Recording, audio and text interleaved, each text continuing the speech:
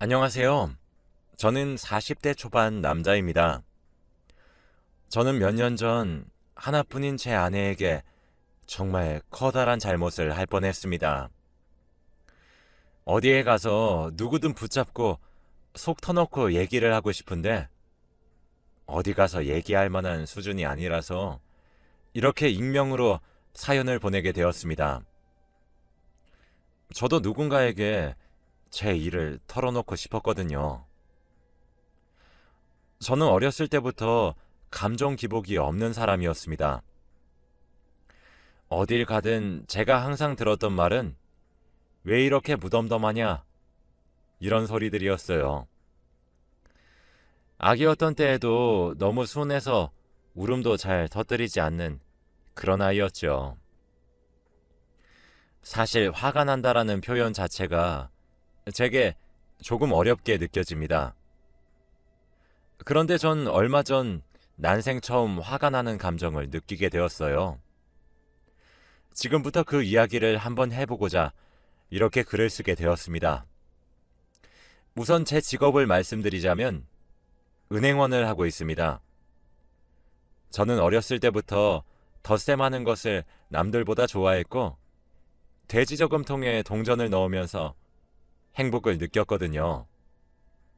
그리고 은행원도 사람을 상대하는 직업이다 보니 제 무던하고 감정 기복이 없는 성격이 더 도움이 될 것 같아 이 직업을 선택했습니다. 제 예상이 들어맞았는지 은행원이란 직업은 저와 찰떡같이 잘 맞는 직업이었어요. 나름 한국에서 네로라 하는 은행에서 근무를 하고 있었습니다. 이런 저를 부모님께서는 자랑스러워 하셨어요. 원래 저희 부모님께서는 제게 기대를 많이 거셨던 분들이셨거든요. 학창 시절에도 제가 좋은 점수를 받아서 전교 10등의 성적을 들고 집으로 돌아오면 부모님은 잘했다는 칭찬보다 더 잘하라며 제게 채찍질을 하셨던 분들이세요. 물론 그런 부모님들의 육아 방침이 처음엔 서러웠지만 저도 나이를 먹고 하다 보니 그러려니 해서 크게 상처는 없어요. 제 부모님은 대학도 대학 성적도 그리고 취업까지 더 좋은 것, 좋은 음식, 좋은 대우를 받기를 계속 희망하셨고 전 부모님의 그런 욕심에 매번 부응해 왔습니다. 부모님께서는 제 직업을 자랑스럽게 여기셨죠. 그런데 이제 취업까지 하고 나니까 제게 결혼은 언제쯤 할 것이냐며 결혼에 대해 기대를 새롭게 품으셨어요. 제가 밑으로 여동생이 둘 있는 집안의 장남이니 좀 더 그러셨던 것 같습니다. 그런데 사실 전 결혼에 대한 생각이 별로 없거든요. 남들처럼 드라마틱한 프로포즈에 로맨틱한 사랑에 그런 것들에 욕심이 별로 없었죠.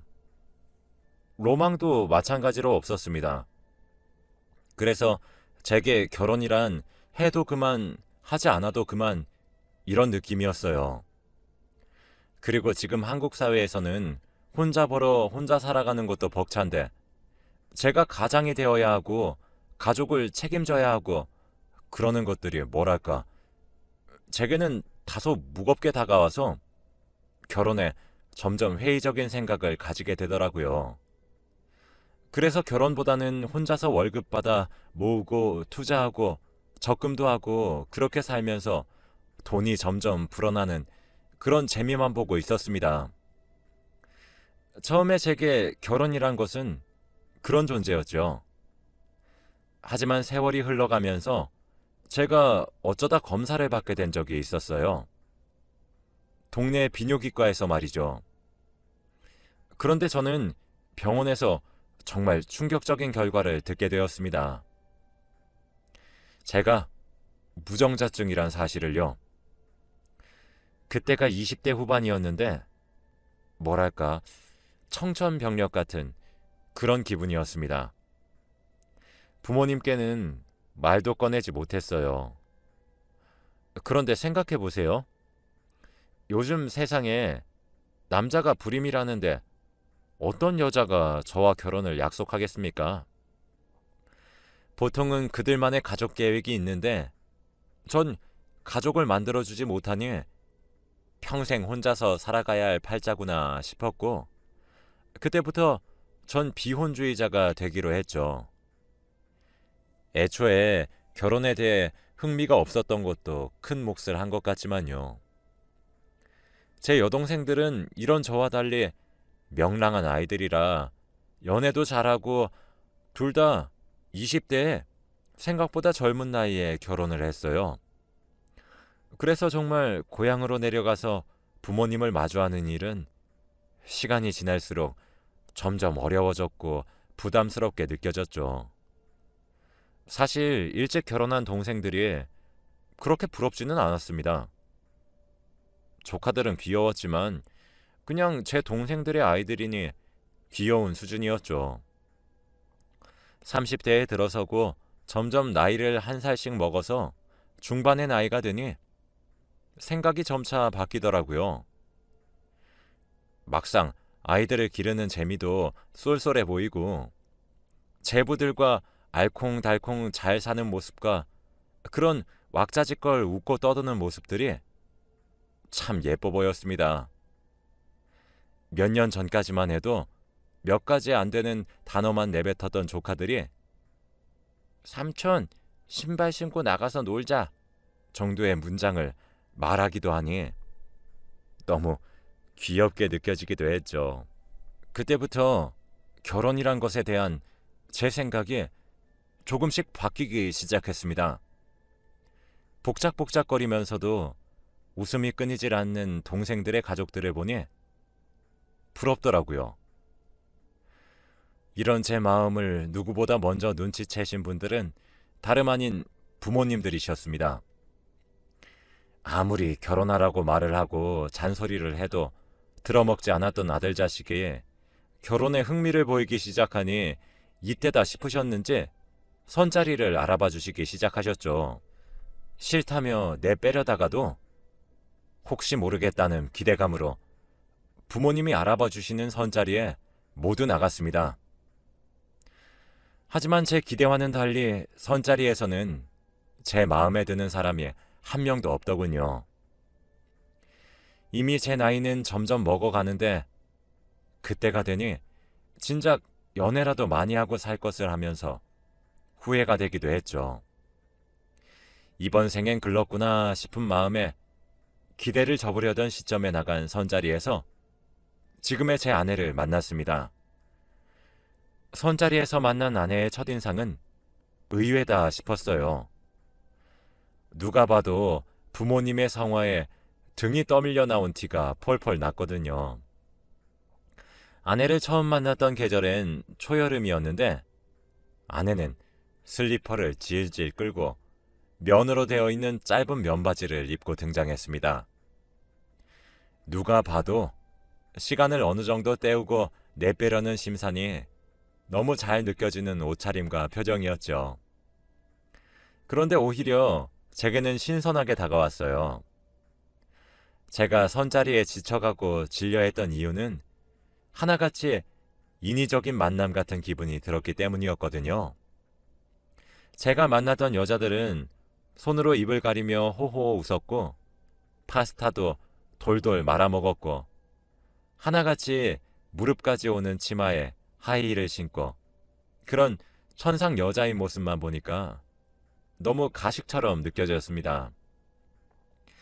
저도 밑으로 여동생이 둘씩이나 있으니까 대충 여자들이 어떻게 살고 행동하는지 다 알고 있었거든요. 그런데 오히려 그런 편한 차림으로 나온 모습을 보니 호기심이 들더라고요. 아내는 건성으로 커피를 주문하고 저와 대화를 나누기 시작했습니다. 그런데 아내와 나누는 대화가 너무 재미있었어요.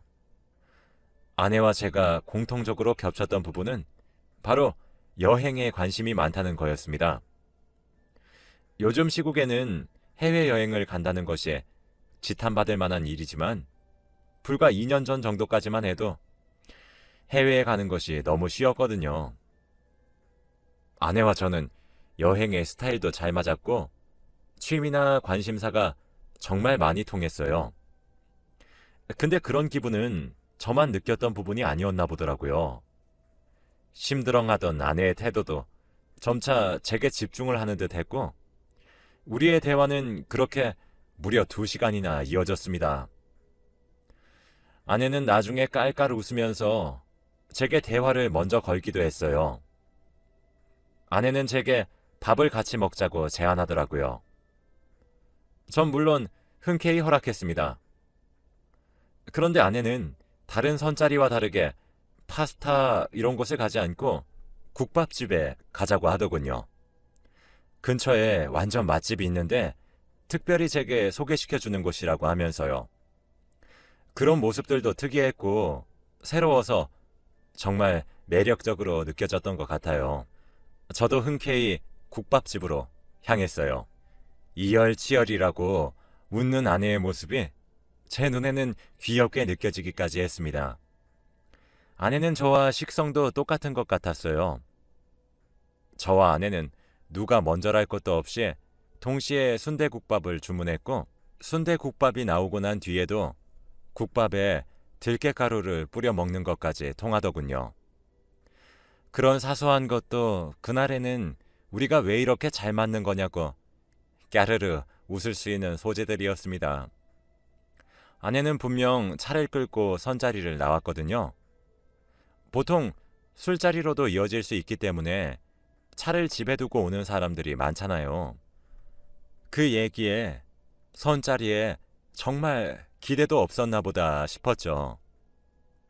사실 밥까지만 먹고 헤어지고 다음을 기약해야 하나 싶었었는데 그날 아내를 보내면 놓칠 것 같다는 생각이 들었어요. 저는 아내에게 술 한 잔도 하는 것이 어떻겠냐고 물었고 아내는 흔쾌히 수락했죠. 저희는 어디에 갈지 고민을 하다가 제가 자주 가는 포장마차에 가자고 제안했습니다.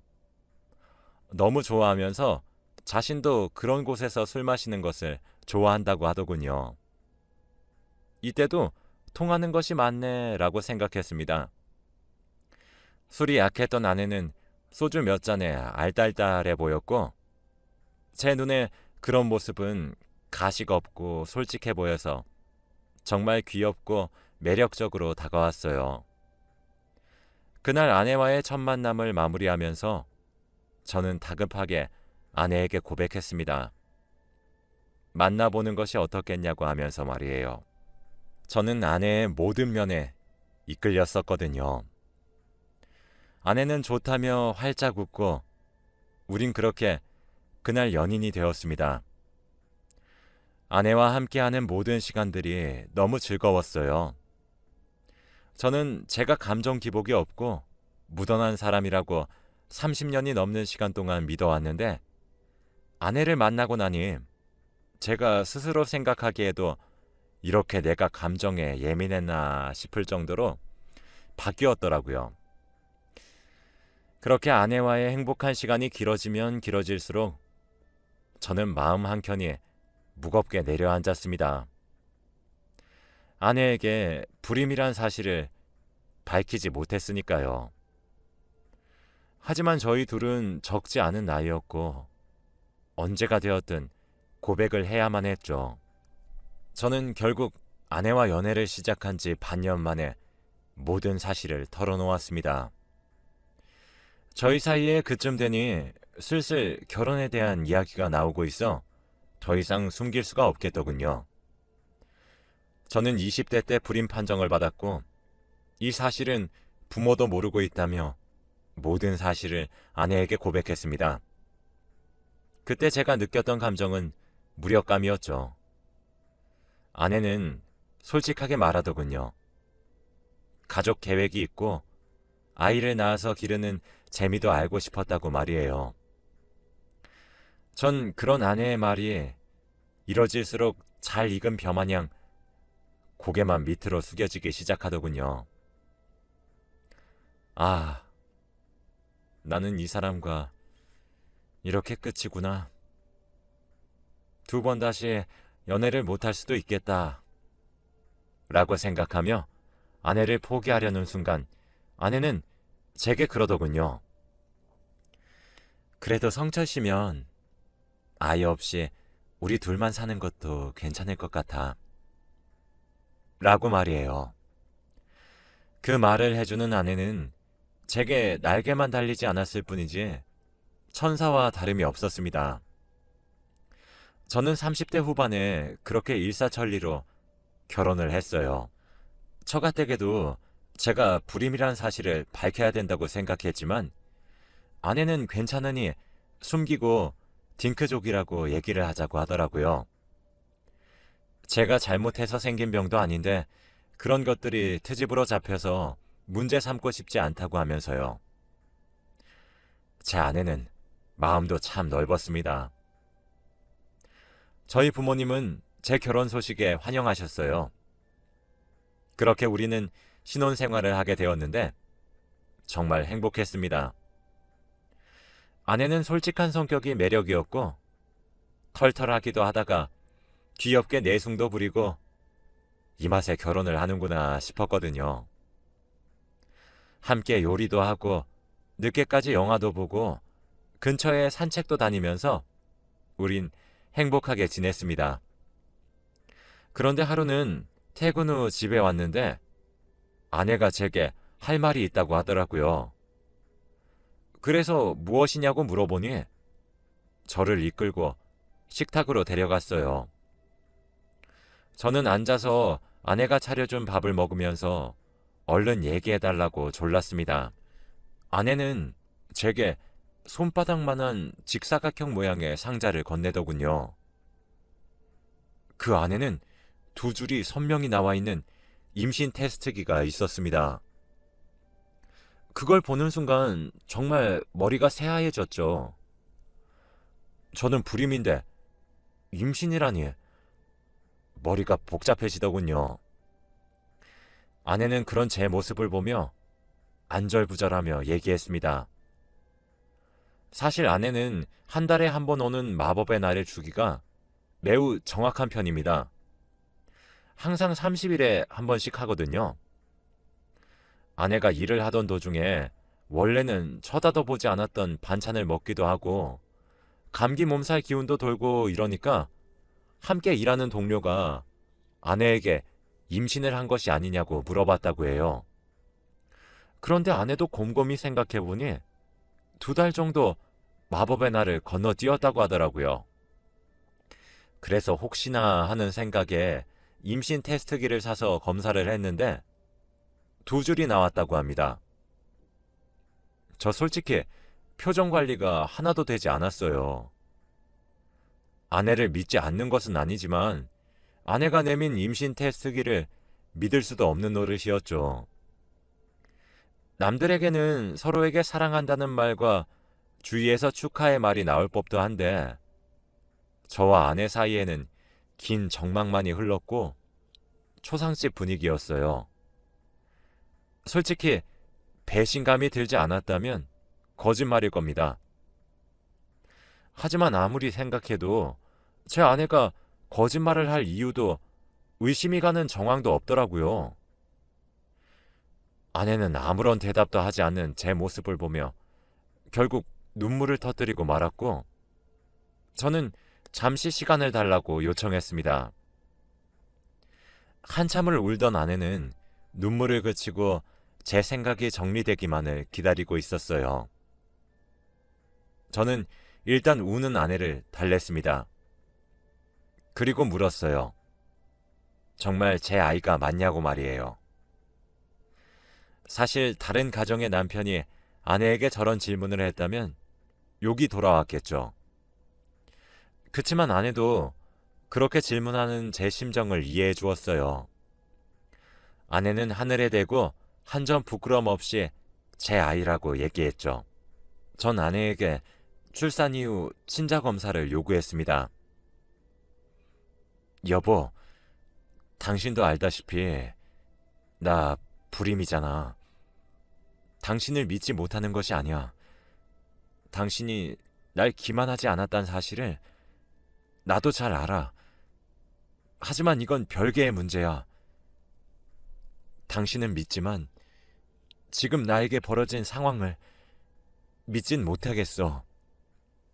라고 말이에요. 아내는 속상하다며 눈물을 흘리면서도 친자검사 요구를 받아들였습니다. 양가에서는 아내가 임신을 했다며 잔치가 벌어졌어요. 저희 가정만 우울했죠. 아내는 심지어 이란성 쌍둥이를 임신했더군요. 하나는 아들이었고 하나는 딸이었습니다.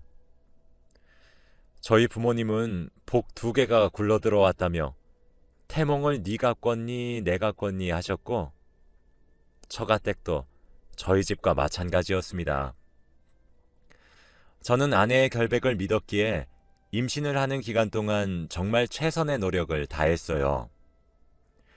아내가 딸기가 먹고 싶다 그러면 정말 몹시 추운 겨울에도 딸기를 따라갈 수준의 정성으로 말이죠. 그리고 약 8개월 뒤 아내는 아이를 출산했습니다. 아내를 많이 닮은 공주님과 왕자님이었어요. 아내는 아이들을 출산하고 눈물을 뚝뚝 흘리더군요. 아내는 출산 후 아이의 머리카락을 뽑았습니다. 그날 바로 보낸 친자검사는 다음날 유선으로 연락이 먼저 왔습니다. 그리고 며칠 뒤 서류가 온다고 하더라고요. 검사 결과는 99.7%로 제 아이들이 맞았습니다.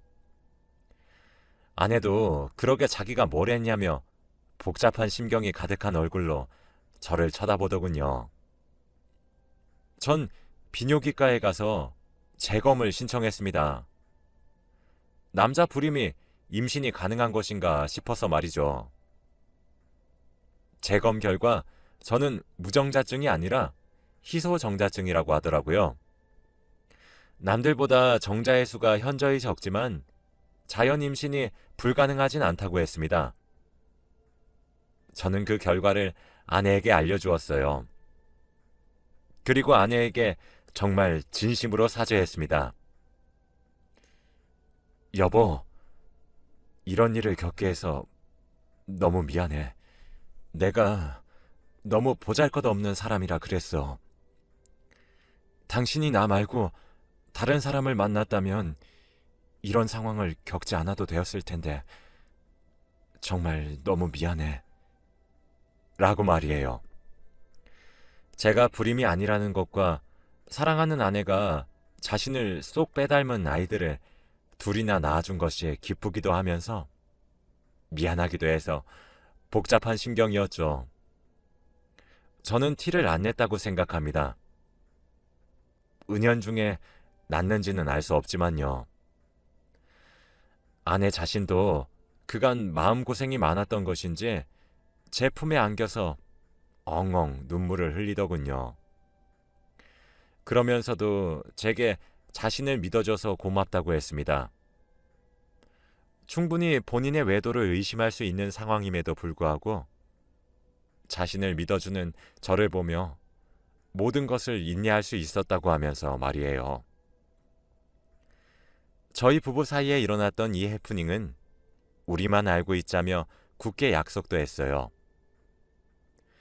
저는 제게 벌어졌었던 일이 어쩌면 저와 아내의 사랑을 시험했던 신의 질 나쁜 장난이었던 건 아닌가 생각하고 있습니다.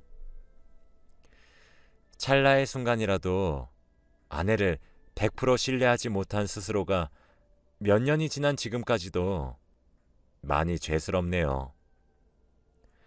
아내는 이제 그때의 이야기를 꺼내면 제게 눈을 흘기며 장난을 칠 정도로 마음을 많이 풀었습니다. 저도 아내가 그렇게 장난을 치면 선자리에 슬리퍼를 신고 오는 사람이 어딨냐며 맞받아치기도 해요. 물론 그렇게 되기까지 저도 많은 노력을 했던 것 같습니다. 저는 이 일을 계기로 사람이 살다 보면 믿기 힘든 일이 벌어지기도 하는데 그때 진정한 부부라면 끝까지 서로를 믿어야 된다고 생각하게 되었어요. 이 일이 일어난 이후 저는 아내가 김치찌개가 된장찌개라고 해도 믿고 있습니다. 그런 제 모습을 보고 웃는 아내가 귀엽고 사랑스럽기도 하지만요. 제 이야기를 들으신 여러분들도 자신의 배우자를 저처럼 믿으셨으면 좋겠습니다. 제가 만약 아내를 믿지 못했다면 지금의 관계는 없었을 것 같아요. 상상만 해도 매우 아찔하네요. 순간의 선택이 인생을 좌우했을 수도 있다는 생각을 하니 오싹하기까지 한 것 같습니다. 제 이야기는 여기까지예요. 긴 이야기를 들어주셔서